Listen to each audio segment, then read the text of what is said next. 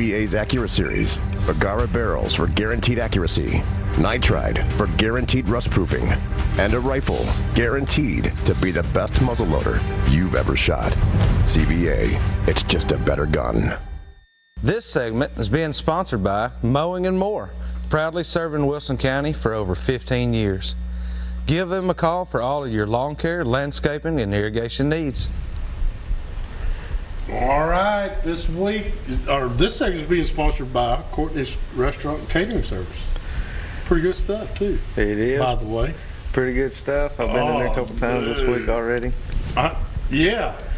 Man, tomorrow's catfish day. Jambalaya in there today. I have catfish on. I'm telling you, man, there's good stuff over there at Courtney's 4066B, North Mount Juliet Road, right there in the beautiful city between the lakes, Mount Juliet, Tennessee. And can't miss it. It's right there on the main drag. Right there on the drag. North Mount Juliet Road. If you get to Starbucks, turn around. Gone too far. You definitely gone too far. Don't let any cops see you. No, not Mount Juliet. There'll be one around, I promise.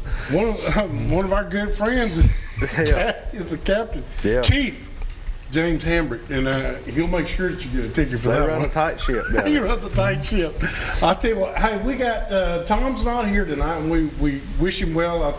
I think somebody's got the bug, and he's having to take care of him. Yeah, I started to say, it's not him, but someone it's at not the him. restaurant Somebody's got I know how it is in the business when your employees can't be there.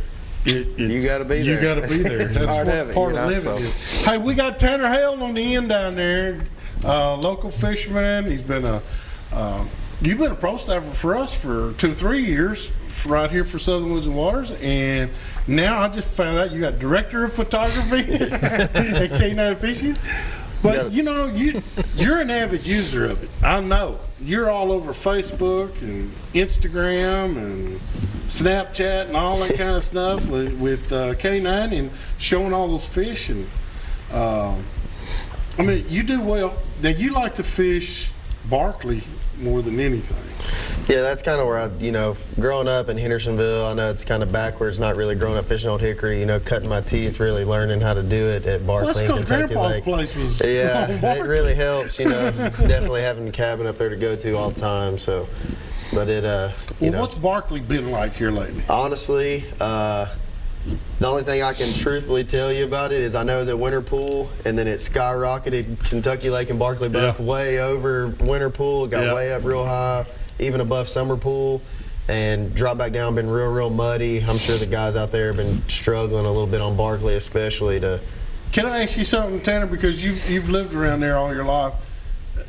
Is that a good thing? That's a pretty good thing, I think, for our springtime fishing, isn't it? I think it really, you want the rains and stuff to warm everything up. Yeah. But I think there's a fine line in how it happens and occurs.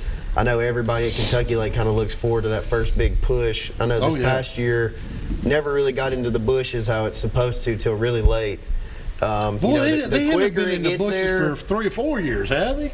Not really good. It's really been hit or miss. But the quicker it gets there, the better. Those fish are running up into that cover, that fresh oxygen hitting the water. They're immediately pulling up into those ambush points, and the bait's going to be right there following them. I mean, that's what drives them everywhere they go. That's right. So like I said, it really depends. I know there's some places in the country around the Arkansas River, places like that where I've traveled with the Costa series, where those lakes are very rain dependent, like Dardanelle, places like that. You'll hear those locals talk about, man, we need a rain, we got to get this river up. River's got to get up, they're not going to flow this water.